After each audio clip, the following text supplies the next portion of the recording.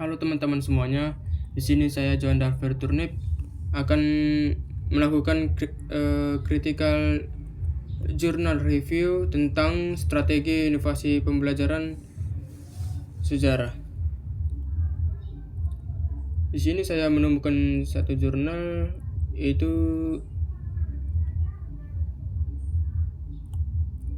judulnya Strategi Pembelajaran Aktif sebagai upaya dalam meningkatkan aktivitas belajar di kelas. Penulisnya itu Ubi Nasiska. Jurnal ini terbit pada tahun 2020 dengan halaman 151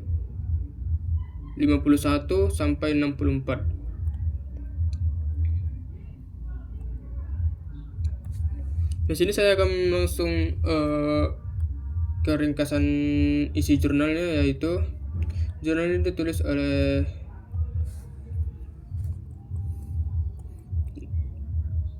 Nasika yang berjudul Strategi Pembelajaran Aktif sebagai upaya dalam meningkatkan aktivitas belajar di kelas, menyoroti persoalan rendahnya motivasi, minat, dan prestasi belajar siswa yang salah satunya dipicu oleh penggunaan strategi pembelajaran yang monoton. Guru masih banyak menggunakan metode expository atau ceramah yang bersifat teacher centered. Meskipun kurikulum telah diperbarui, pola pembelajaran seringkali tidak ikut berubah, sehingga siswa cenderung pasif dan kurang antusias, bahkan merasa bosan. Dalam konteks ini, penulis menekankan bahwa pembaruan strategi pembelajaran adalah bagian penting dari upaya peningkatan kualitas pendidikan nasional. Artikel ini menguraikan bahwa strategi pembelajaran aktif merupakan salah satu pendekatan yang dapat menjawab tantangan tersebut. Konsep pembelajaran aktif ini sempat menempatkan siswa sebagai pusat proses belajar, sehingga mereka terlihat langsung dalam kegiatan belajar, baik melalui pertanyaan, menjawab, berdiskusi, dan memecahkan masalah, maupun mempraktikkan apa yang telah dipelajari. Dengan aktif belajar, siswa tidak hanya menerima informasi, tetapi juga mengolah, menghubungkan dengan pengalaman nyata, serta menyimpannya lebih lama dalam memori. Pembelajaran aktif juga diyakini dapat meningkatkan motivasi intrinsik siswa karena mereka merasa berpartisipasi dalam membentuk pengetahuan. Selanjutnya di sini ada keunggulan penelitian, yaitu kegayutan antar elemen. Artikel ini memiliki keterkaitan yang baik antar elemen penelitian, abstrak, pendahuluan, pembahasan, hingga kesimpulan, saling terhubung dengan alur logis. Permasalahan yang diangkat di awal, yaitu rendahnya motivasi dan aktivitas belajar akibat metode ceramah, dijawab melalui pembahasan strategi pembelajaran aktif. Contoh-contoh strategi yang diberikan sesuai dengan tujuan penelitian, sehingga antar masalah, teori, dan solusi saling bersinambungan. Nah, yang kedua ada originalitas temuan. Nah, di sini keaslian artikel terletak pada upaya penulis yang merangkum mengaplikasikan strategi-strategi pembelajaran aktif dalam konteks kelas di Indonesia. Meskipun konsep active learning bukan hal baru, penulis mengemasnya dengan menekankan sisi praktis, yakni langkah-langkah penerapan strategi seperti snowball, throwing, jigsaw, dan role playing. Hal ini memberikan nilai tambah karena memberikan inspirasi konkret kepada guru yang sering kesulitan mencari variasi metode pembelajaran. Dan ketika ada kemungkinan masalah yang diangkat masih sangat Muktahir, yaitu tantangan guru yang meningkatkan motivasi belajar siswa di era perbaruan kurikulum. Artikel ini relevan dalam kondisi pendidikan Indonesia yang masih banyak didominasi metode penceramah. Fungsi pada student centered learning dan strategi aktif juga sejalan dengan kurikulum 2013 dan dapat diterapkan dalam kurikulum merdeka. Nah, yang keempat ada kohesi dan koherensi isi penelitian. Isi artikel tersalin dengan kohesif dan cohesion. Setiap paragraf mendukung gagasan utama dan transisi dari konsep ke strategi pembelajaran yang mulus.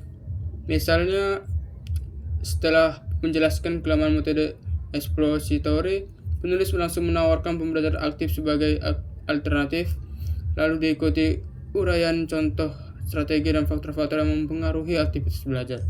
Kohesi terlihat dari penggunaan istilah yang konsisten, sedangkan koherensi tampak dari hubungan logis antar bagian sehingga pembaca dapat memahami alur pemikiran penulis dengan jelas. Nah, bab yang ketiga yaitu kelemahan penelitian. Yang pertama, kegayutan antar elemen. Meskipun alur artikel cukup rumit, namun keterkaitan antar masalah tujuan dan simpulan masih belum sepenuhnya kuat.